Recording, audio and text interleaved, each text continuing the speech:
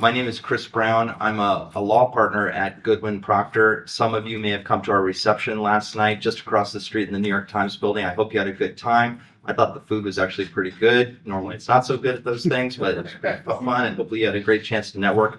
I help lead up our our healthcare, digital health tech, and life sciences practice at Goodwin. We're 2,000 lawyers all around the world, and maybe uniquely for a law firm, we just focus on industry sectors, a couple of them, and this sector is core to us. So I spend 100% of my time just in this sector. I don't dabble in, oil and gas, transportation, hospitality, all those other areas. This is really where I find my passion. And I'm 57. I've been doing pretty much this for 30 years.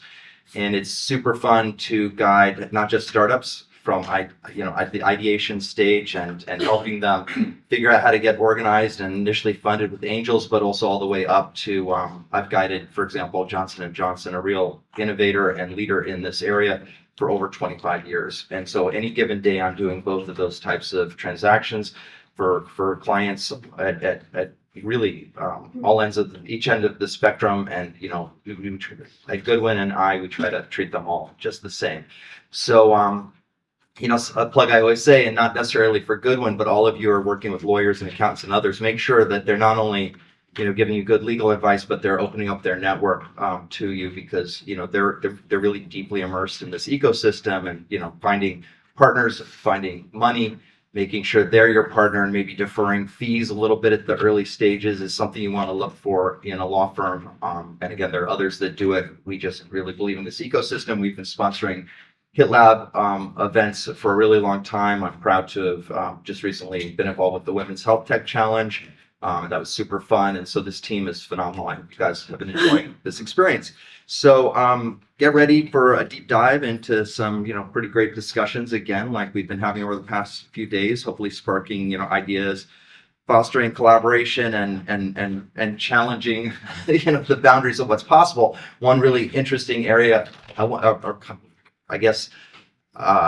experience I've had over the many years is, there are a lot of naysayers around what we do. First of all, this is an industry which, there's a lot of power. We know how big a portion of the country's and the world's really GDP is spent on this. It's critically important. A lot of barriers that have been put up. Some of those came down, obviously, during COVID. That was super helpful, even if it was not the most opportune reason for it to come down. But everything, almost all the time, we're pushing the boundaries of what is seemingly legal or permissible or what is acceptable by the healthcare providers.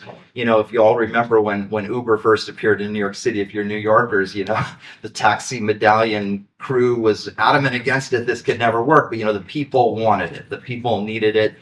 And that's, we found a way to make it work. And that's kind of what you guys are doing, probably many of you, each and every day. And again, that's a super exciting part about my job. And I'd say the United States, I do a lot all over the world. I spent a lot of time in Europe, for example, where a lot of this is going on, but the US really leads the way, and we're fortunate to have an FDA and other regulatory agencies, which even with administration change, I believe will continue to support this because of how important it is and how it reduces healthcare costs and enhances patient experiences and frankly their life experiences.